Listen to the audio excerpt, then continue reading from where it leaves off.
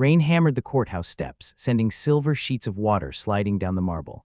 Inside, the fluorescent lights bounced off the polished wood of the judge's bench, making the brass nameplate gleam, Judge Eleanor Grant. Her rich brown hands rested on the edge of the bench, steady despite the courtroom's chill. Officer Caldwell strode forward, his polished badge reflecting the overhead lights. Pale skin, stiff posture, and a sharp, superior smirk, every motion radiated control. He leaned slightly toward the judge, eyes narrowing. "You think wearing that black robe makes people forget your color," he said, voice low but venomous. "Sitting there like you belong," Marcus's jaw clenched. He dropped a hand over Lila's eyes, pressing gently but firmly, shielding her from the creeping weight of contempt. Her small hand trembled in his, fingers gripping his palm. She stayed silent, but her eyes wide, unblinking, followed every movement. Caldwell shoved a stack of case files across the desk, scattering them. Papers slid, rustled, and fell onto the floor. The judge's fingers tightened around the edge of the bench. She did not flinch, though the tremor in her wrist betrayed the tension. Security guards leaned against the walls, glancing at watches or toward the rain outside. The bailiff's hand hovered over the door, then pulled back, hesitation frozen in place. Some in the audience shifted in their seats, murmuring nervously. Most stayed still, eyes down, as if moving would acknowledge what they all silently knew. The system allowed this moment to unfold. Caldwell leaned closer, inches from her shoulder, his words laced with quiet derision. "Do you really think people will respect you, sitting there like one of them?" The threat was clear.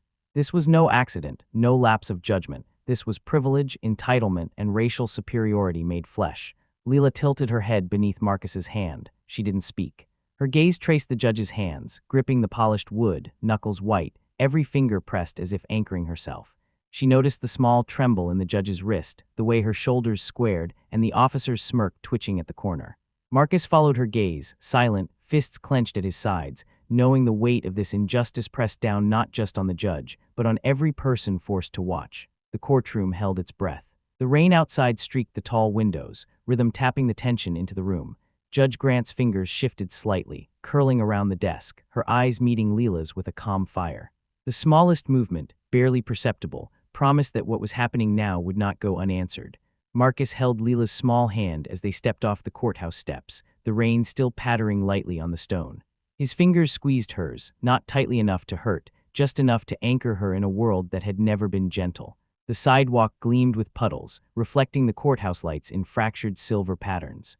Lila's gaze flicked up at him. She didn't say anything, but the slight tremor in her shoulders and the way her grip tightened told him everything he needed to know. She was scared. He let his eyes drift briefly to the courthouse doors.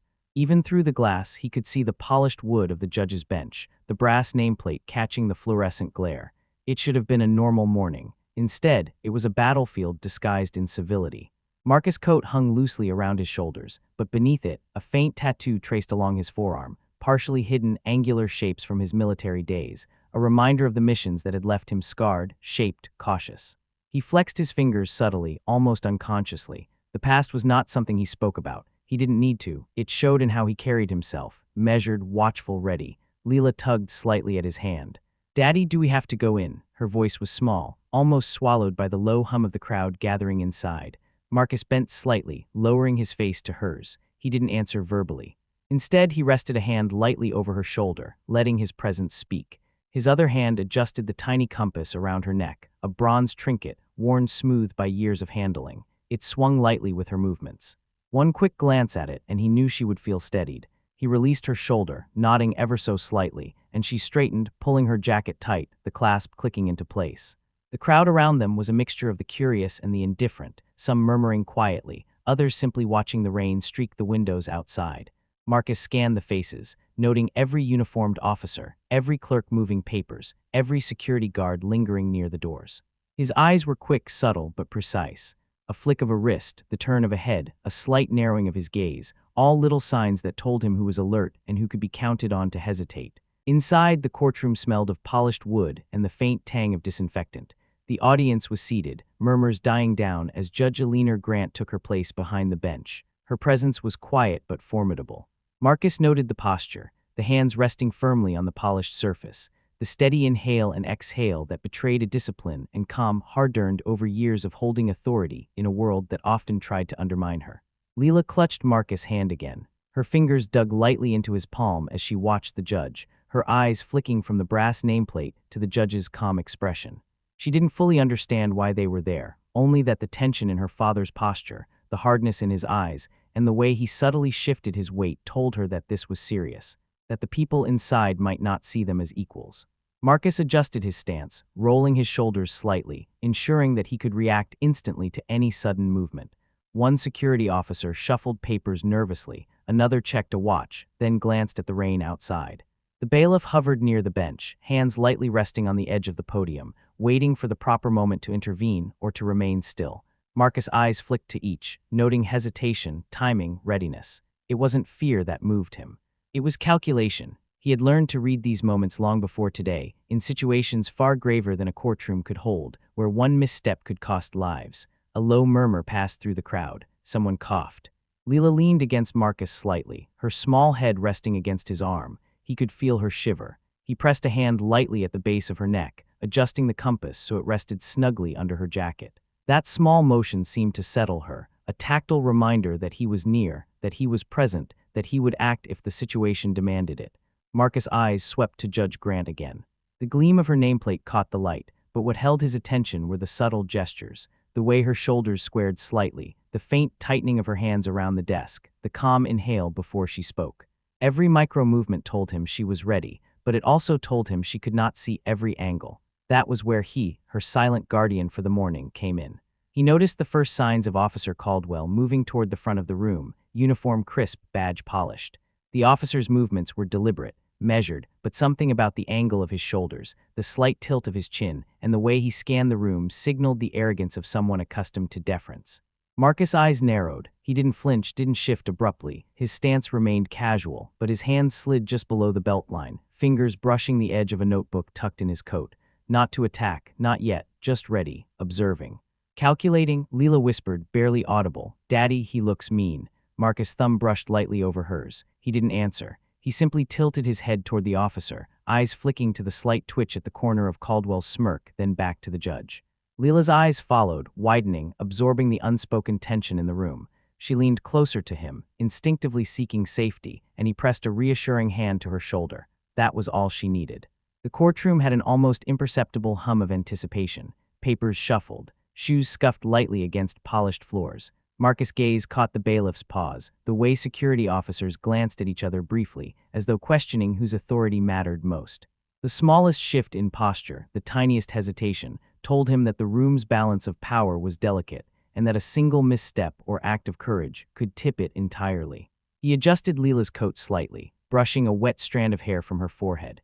The compass glinted faintly under the overhead light, reminding him of the responsibility he carried, not just to protect her from physical harm, but from witnessing the unfairness and prejudice of a world that often saw people like them as lesser. Marcus' gaze flicked to his own forearm, the edge of the tattoo showing just enough beneath his sleeve to hint at a history of discipline, of past missions where quick judgment and calm under pressure had been necessary. He didn't need to explain it. Caldwell would never know. But Marcus' presence, poised yet ready, carried the weight of experience, the quiet assurance that injustice would not go unnoticed while he could intervene. Lila's grip tightened. She noticed her father's jaw firm, his stance unyielding. The small tremor in her body told her she understood, just barely, that something might happen, that the officer at the front might challenge the order of the room, the authority of the judge, the very rules they had all come to follow. Marcus shifted his weight slightly, subtly placing himself between Lila and the officer's path. The compass swung lightly against her chest. He exhaled quietly, barely audible, centering himself. The room was tense, humming with anticipation, but Marcus' presence was steady, visible in the slight flare of his nostrils, the tightening of his fingers at his side, the precise, controlled way he scanned every line of sight. The judge's eyes met Marcus for a fraction of a second. He nodded almost imperceptibly, acknowledging their shared awareness. The world might try to impose injustice today, but no one in this room would be caught off guard while he stood beside her. Lila's eyes traced the brief nod, widened, and she pressed a little closer, instinctively knowing that her father's vigilance was a shield. As Officer Caldwell took his first step forward, Marcus' body responded without thought, not a word. Not a gesture of panic, just presence, focused, calm, ready. Every instinct, honed from experience, tightened his awareness of timing, distance, and opportunity. In that brief moment before confrontation, before the first act of defiance or intimidation, Marcus' character was fully revealed, not in long paragraphs of history, but in stance, gaze, and action. Lila saw it, the officer could sense it. and the audience, whether they understood or not, felt the tension ripple outward. Something was about to happen, and Marcus would not be a passive observer. The compass glinted one final time as Marcus adjusted it slightly on Lila's neck. She clutched his hand tightly, readying herself, unaware of the full weight of what was about to unfold, but trusting completely that he would act. The courtroom held its breath. Rain tapped lightly against the high windows. Every movement, every glance, every breath carried a hidden meaning. Marcus' preparation, his vigilance, his quiet, unspoken history was all that stood between a moment of injustice and the instant it would be challenged. And in that space, Marcus and Lila were ready, not through words, not through explanation, but through presence, instinct, and the quiet courage that had always defined him. Rain pelted the courthouse windows, streaking down the glass in silver rivers. Inside, the air smelled faintly of polished wood and disinfectant, punctuated by the shuffle of shoes on marble and quiet whispers from the audience. Marcus tightened his grip on Lila's small hand, feeling her tremble slightly against his side. "Abu, why does he hate us just for being here?" she whispered, her voice trembling. Her wide eyes were fixed on Officer Caldwell, who had paused mid-step, his gaze locked onto them from across the courtroom. Marcus didn't answer with words. Instead, he shifted, adjusting his stance so that he subtly positioned himself between Caldwell and Lila. The old military tattoo on his forearm caught the glare of the fluorescent lights as his sleeve slid back, a silent testament to past confrontations and disciplined readiness. Judge Eleanor Grant sat behind the bench, hands gripping the polished wood as she reviewed her files with meticulous precision. Her presence was calm but commanding, the kind of quiet authority that demanded respect without raising a voice. Marcus noticed the tension in her shoulders, the controlled steadiness of her grip, but he also understood something the audience might not yet see. The real threat wasn't only against her, it was now aimed at the two of them. Caldwell's steps echoed on the marble floors, deliberate and slow. He stopped several feet away from Marcus and Lila, smirking with a kind of contempt reserved for those he considered inferior. "You two don't belong here," he said, voice low but sharp. "This isn't for people like you. You think you can just sit here and watch." The words carried weight beyond mere insult. His tone, his choice of target, his scrutiny of their skin and origin made it clear. This was racial intimidation, aimed to provoke, to assert dominance over those he deemed outsiders. Lila's fingers tightened around Marcus' hand. Marcus stepped forward slightly, his polished shoe tapping sharply against the marble, echoing through the still courtroom. He didn't speak. He didn't yell. His presence alone, the way he planted his feet, the slight shift forward, the subtle brush of his hand against Caldwell's wrist as the officer reached toward Lila, was a warning. Caldwell hesitated, the smirk faltering just a fraction, sensing that Marcus was not a passive observer. "You think you can protect her?" Caldwell sneered, taking another step forward. His hand hovered near Lila's shoulder, as if testing the boundaries. The bailiff and security guards exchanged uneasy glances. Some shuffled papers, some glanced at the rain outside, none daring to intervene. Marcus' readiness was the only barrier standing between the child and an escalation. "Abu, he's still coming," Lila whispered, leaning closer. Her voice was small, but the fear behind it made the tension tangible. Marcus pressed a thumb lightly against hers, grounding her. "I'm here, just stay with me," he said, low and controlled.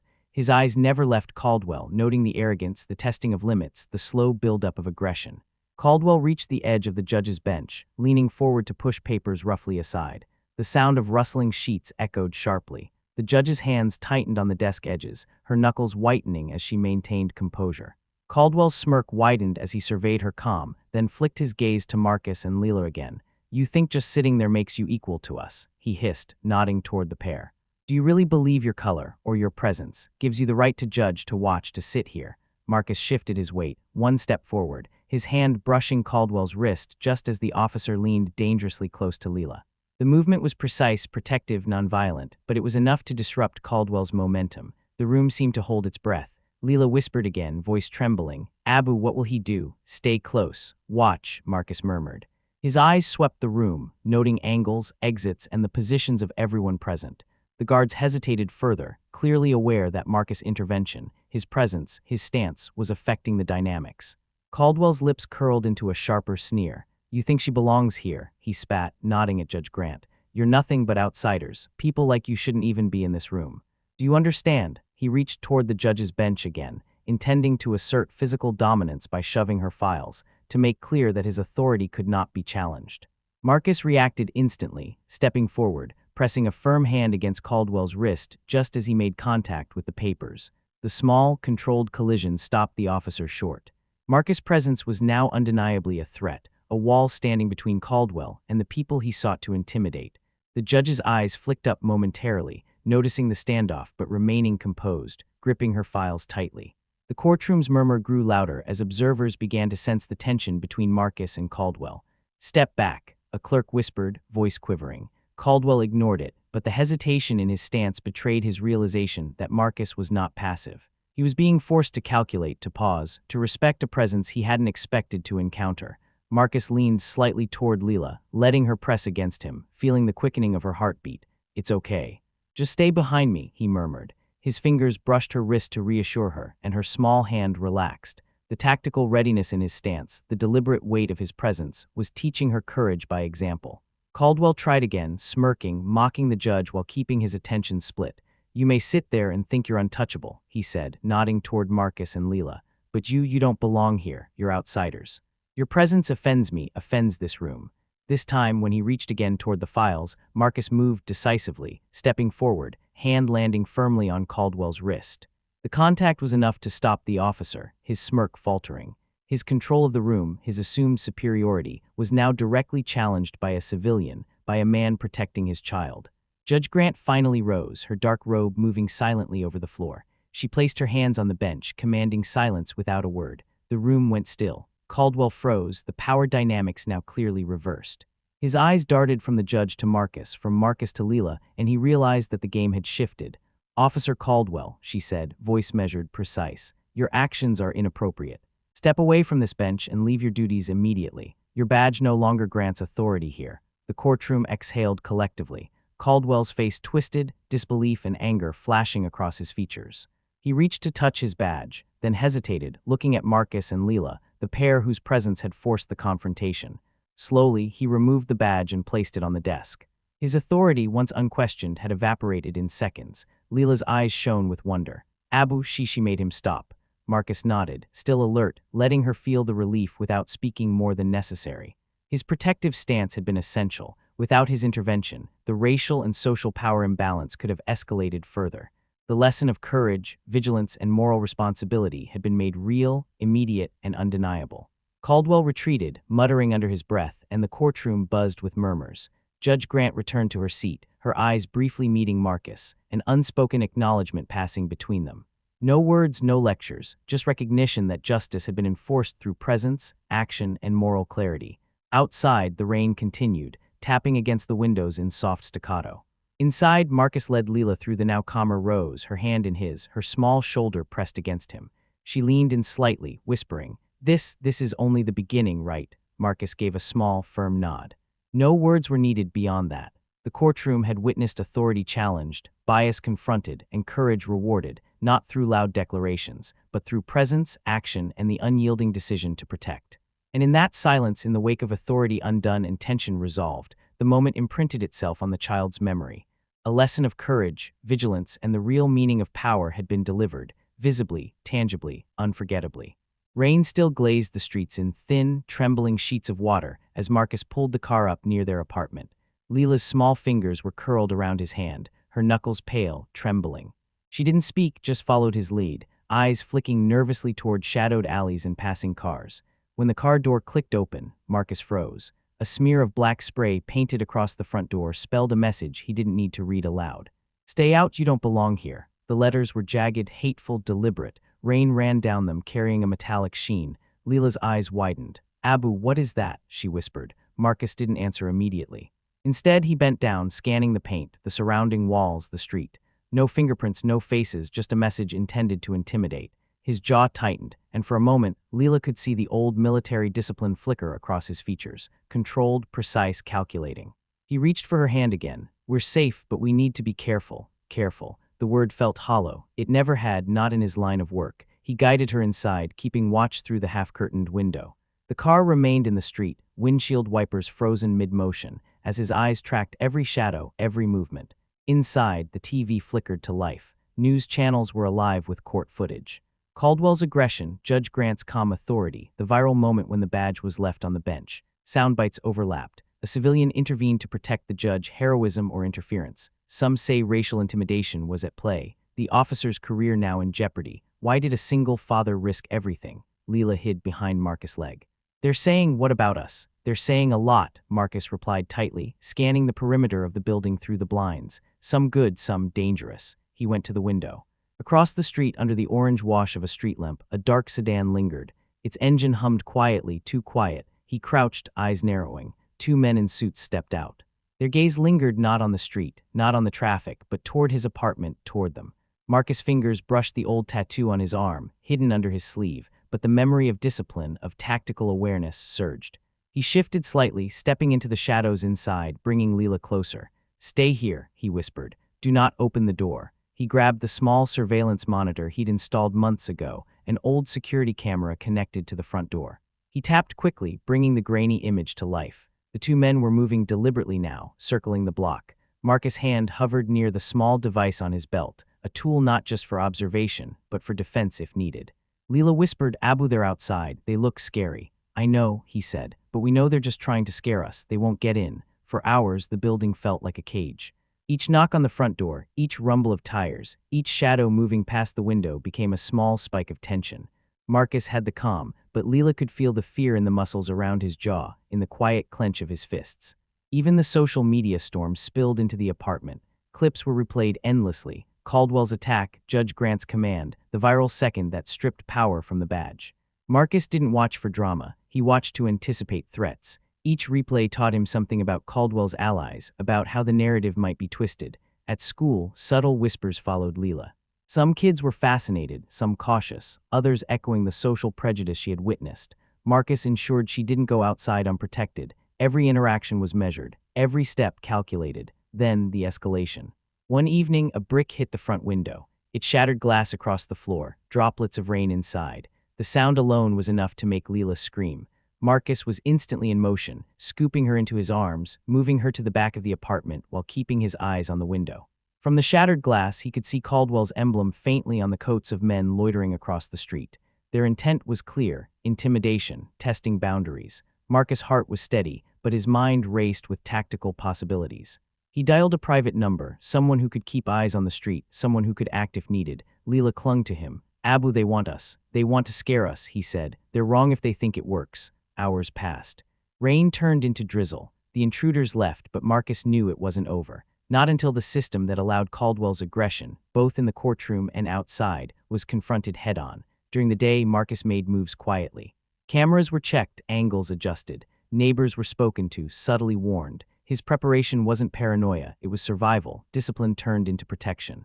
Lila watched, understanding only in part, yet absorbing every action, every silent command, every careful glance. Media continued to press. TV broadcasts included live commentary. "The father who intervened may have saved the judge's life," one anchor said. Another, "Some question if civilian involvement escalated tension unnecessarily." Marcus ignored the debate. His focus was Lila, their apartment, their lives. One evening, as they prepared dinner, the doorbell rang. Marcus froze, alert. Lila peered around the counter. He motioned her down, then approached the door slowly. Through the peephole, a man in plain clothes, badge tucked inside his jacket, smiled thinly. "Delivery," the man said casually. A box was left on the doorstep. Marcus didn't move. He grabbed it, weighing it, noting the subtle scratches, the unfamiliar scent, the too light weight. No fingerprints, nothing identifiable, but he knew it was meant as intimidation. He carried it inside, laid it on the table, and opened it cautiously. Inside, a mask and a note. "We see you. You don't belong here. Stay quiet." Lila gasped. Marcus' voice was calm, measured. "It's just fear," he said. "And fear can be managed." But the old instincts, military discipline hidden under civilian skin, were awake. Routes were planned, contingencies considered, cameras checked, neighbors quietly informed. Through the week, subtle threats continued, vehicles lingering, messages sent through unknown channels, the occasional hiss of tires slowing outside. Each one was recorded, each one observed, each one catalogued. Marcus' presence as protector became undeniable, active, unmissable. Lila, meanwhile, learned the quiet lesson of courage, observing without fully understanding but absorbing resilience.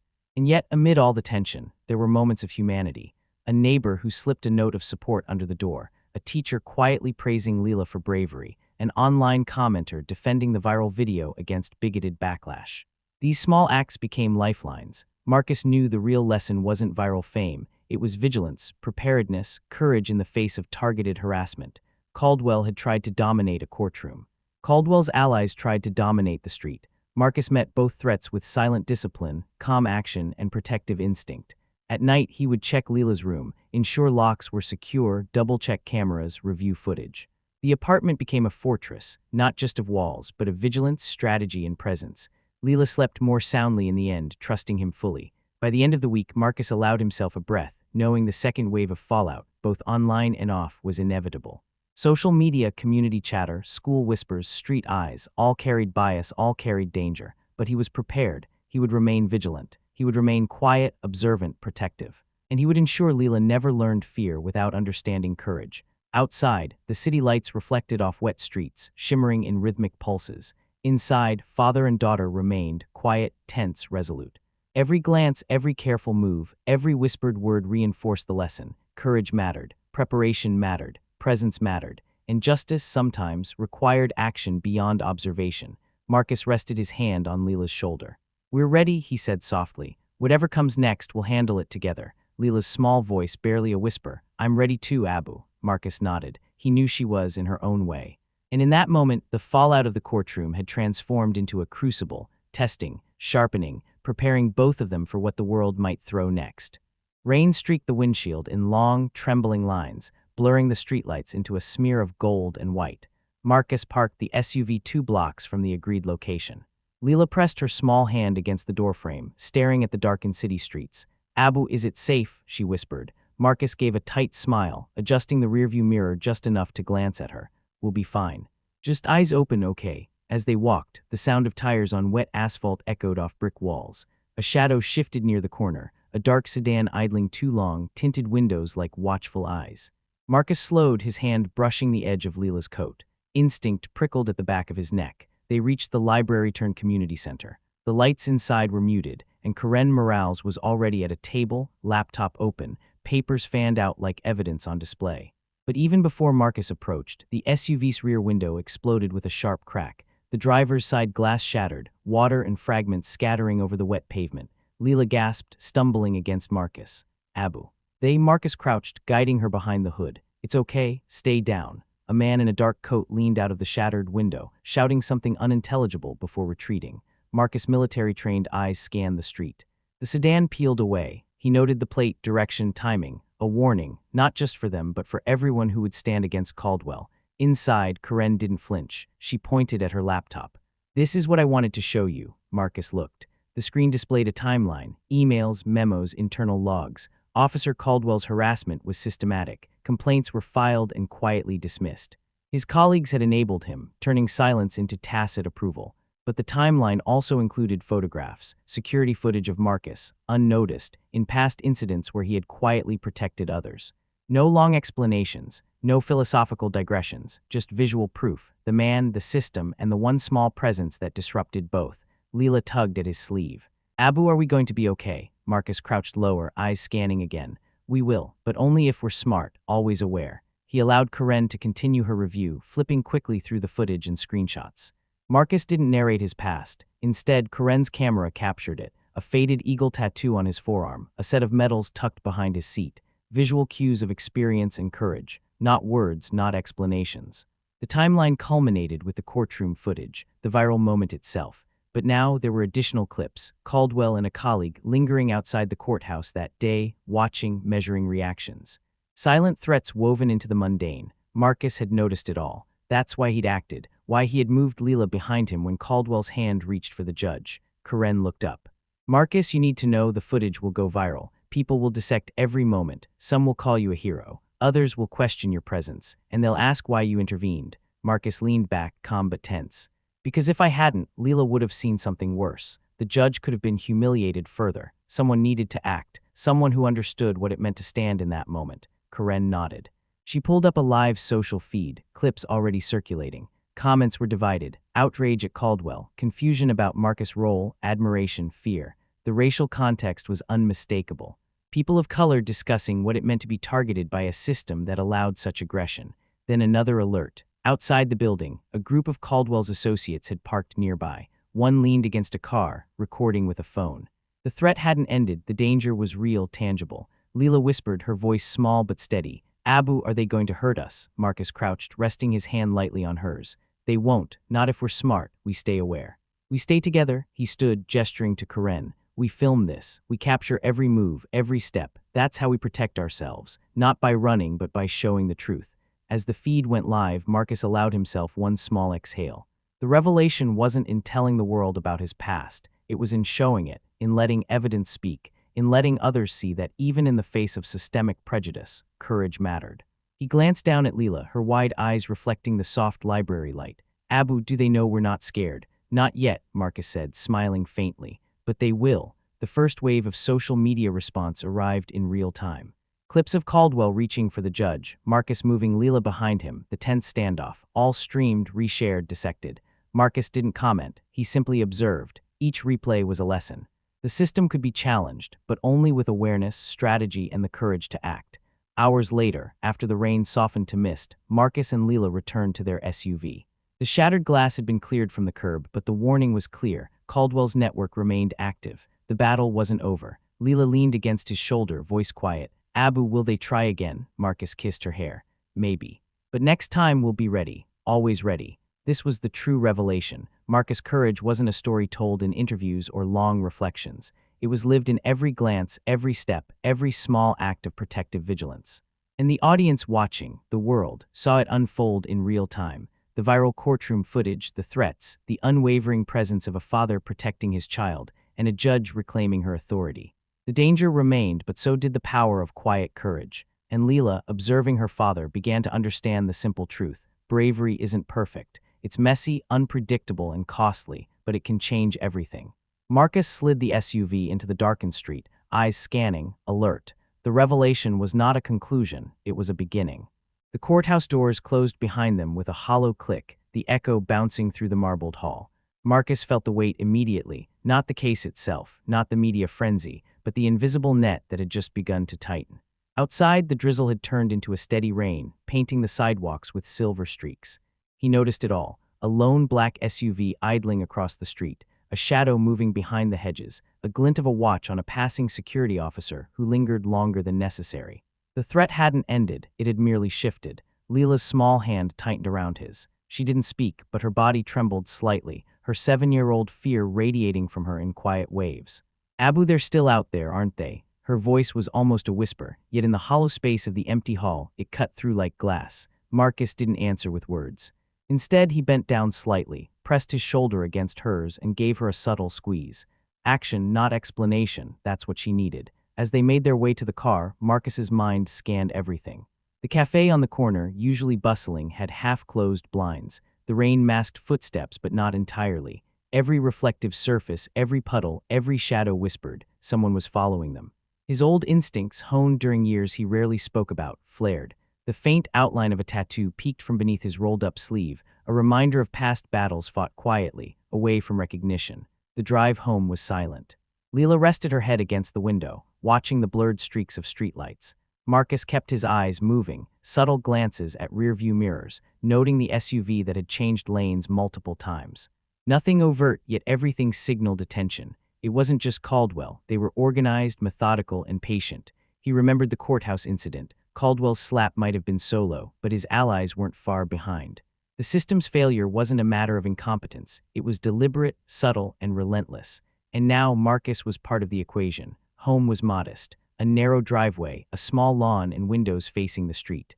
As he parked, he noticed the subtle changes. A scratch across the driver's side mirror, a small sticker that hadn't been there before, with a mark that sent an immediate chill down his spine. Someone had been here. Someone was watching. The illusion of safety shattered. He didn't let Lila see the unease settle in his shoulders. Instead, he opened the door, ushered her inside, and locked every latch. Then he did what he always did after threats, prepare. Dinner was skipped. Lila ate a quick sandwich, her little hands moving with mechanical efficiency. Marcus sat at the kitchen table, laptop open, surveillance feeds flickering on the screen. Cameras they'd installed days ago, innocuous enough for neighbors to ignore, now became their window into the night. Every vehicle, every pedestrian was noted, every reflection and movement meticulously logged. They were being watched, and Marcus knew that Caldwell's network didn't just stop at courthouse walls. He finally let Lila rest. Her bedroom door closed quietly, the soft rhythm of her breathing giving him the slightest relief.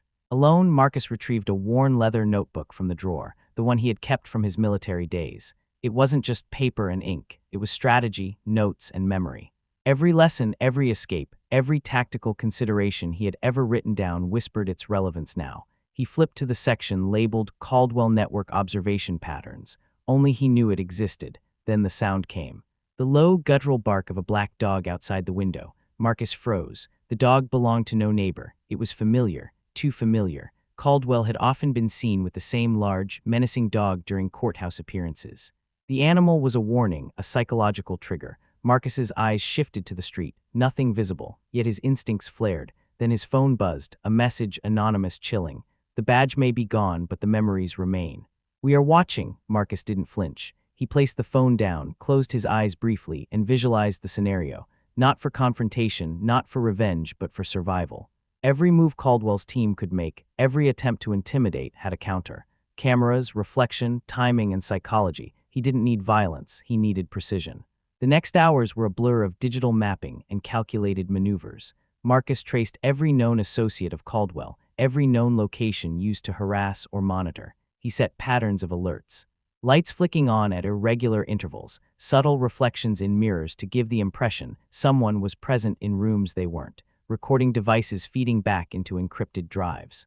Lila's room remained untouched, her safe space, as he layered distractions and deterrents across the rest of the house. Night deepened. The rain intensified, drumming against the roof and windows like percussion to the silent warfare inside. Outside, shadows shifted, cars moving slightly off course, the occasional faint glimmer of reflective watch faces, but Marcus had anticipated everything. Each signal, each noise, each faint footstep was accounted for. He became invisible and omnipresent at once, a guardian who didn't need to raise a hand. By early morning, the street was quiet again. Marcus allowed himself to sit back, breathing slowly, scanning the neighborhood through multiple monitors. The black SUV had left, the dog's bark had faded, yet the threat lingered in thought, not presence. Lila stirred, rubbing her eyes, curiosity overcoming fear. "Abu," she asked softly, looking up. "Are they gone?" Marcus smiled faintly, bending down to her level. He didn't need to explain the complexities of systemic racism, of legal failures, of networks bent on intimidation. He just took her hand and said, "We're safe for now, that's all we need tonight." Her small fingers tightened around his, a silent acknowledgement of trust and survival. She didn't yet understand the full extent of the danger, nor did she need to. Marcus had ensured that her world remained as intact as possible, even as he fought invisible battles outside. Later, he returned to the living room, his eyes catching the small, silent screens displaying the surveillance feeds. Every movement previously recorded, every alert, every reflection of a lurking presence, all documented. Not for punishment, not for vengeance, but for evidence, deterrence, and preparation. The message from Caldwell's network had served its purpose, to remind him that courage always came with a price. Marcus's own reflection in the monitor caught his attention. His expression was calm, measured, not triumphant, not relieved, aware. He had neutralized the immediate danger, but he also knew that the network's reach was long. Yet he smiled subtly, recognizing something vital. He wasn't powerless. The badge may have changed hands, the courts may have faltered, but strategy, intelligence, and presence of mind could protect what mattered most. Finally, he shut down the monitors, leaving only a soft nightlight in Lila's room. She slept peacefully. He placed the notebook back in its drawer, leather-worn pages filled with silent strategies. He poured a glass of water, and for the first time, allowed himself to breathe fully, muscles unclenching. The storm outside continued, relentless, but inside there was a fragile calm. As dawn broke, light filtered through the blinds, reflecting off tiny droplets on the windowpane. Marcus stood by the kitchen counter, looking out, his mind still scanning, still vigilant. He didn't speak, because no words could capture the balance of relief and continued caution. The FOMO echo lingered, not in fear of an immediate threat, but in the knowledge that every moment of courage, every calculated decision, had consequences that would ripple into the future. Marcus finally sat down at the table, notebook closed, hand resting near the phone. His gaze drifted briefly to Lila, now stretching and yawning, then out the window to the street, empty but for shadows that would return with nightfall. And in that quiet, the moral weight of their journey was clear. True courage was not in the applause, not in instant victory, but in protecting those you love while facing a world willing to watch and wait. He whispered, barely audible even to himself, "Tomorrow we keep watching, tomorrow we keep moving, and tomorrow we survive." The rain slowed, leaving only the soft patter on the roof, a rhythmic reminder that danger never sleeps. But Marcus, with Lila safe at his side, had proven that even against entrenched injustice, strategy, courage, and vigilance could tip the scales. And somewhere across the city, Caldwell's network paused. They had seen the layers Marcus had set, felt the psychological walls he'd built, understood the deterrent of a mind trained not just for combat, but for protection, calculation, and survival. The badge had lost its power, yes, but more than that, the illusion of fear had begun to crumble. Rain still glistened on the streets outside, droplets reflecting the city lights like scattered mirrors. Marcus sat at the kitchen table, laptop open, a faint red dot blinking on the surveillance map. A shadow flickered across the street. He didn't flinch, he had trained for this.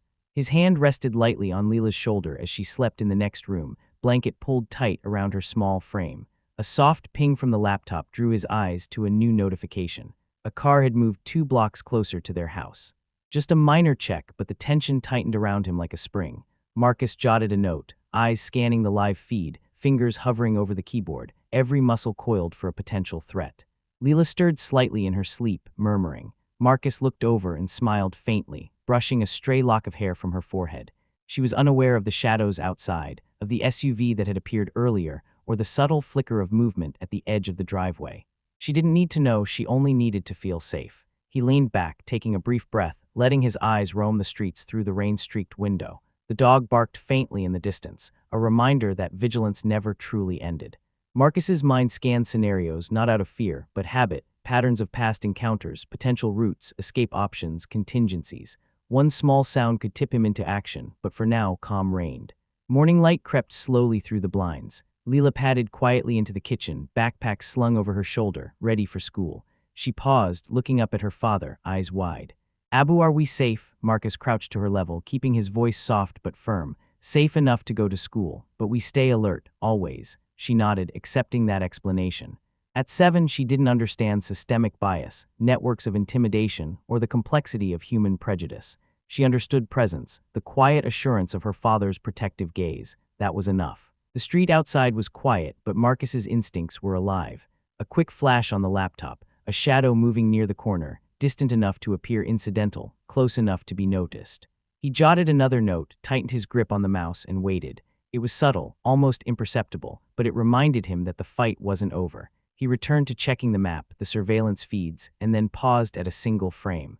A black SUV idling farther down the street. The driver's face wasn't visible, but the posture, the familiar stance, it was a reminder that Caldwell's network hadn't vanished. Marcus didn't panic. He didn't need to. Preparation, awareness, and calm assessment were his weapons.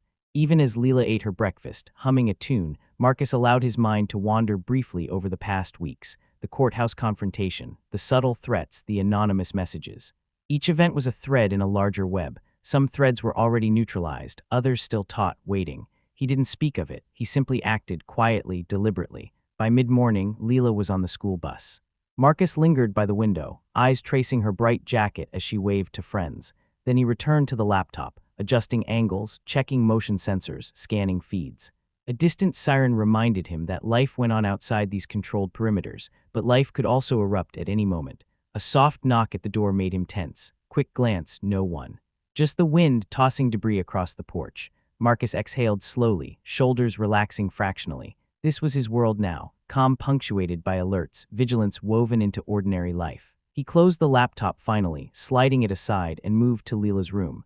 She was napping again. Marcus knelt beside her bed, brushing hair from her face, and whispered, "As long as we remain vigilant, we endure." The camera pans to the window. A distant SUV creeps past, lights off, silhouette fleeting. Marcus doesn't flinch. He already saw it, noted it, and cataloged it. Lila sleeps unaware, safe. The city hums outside, indifferent and unaware. Inside, vigilance is a quiet, uncelebrated victory. Marcus turns back to the notebook on the nightstand. Pages of maps, patterns, contingency plans, silent evidence of a father's watchfulness. Not brute force, not confrontation, but strategy, foresight, and relentless care. The story isn't over. It will never be over entirely. But within these walls, for this child, for this moment, they have survived and they will endure. A faint gust rattles the window. Marcus pauses, eyes on the street. Nothing yet, but awareness is perpetual. The red dot blinks on the screen. Outside, rain glistens on asphalt. The shadows move. And somewhere unseen, the network remembers. But inside, in this small home, resilience reigns.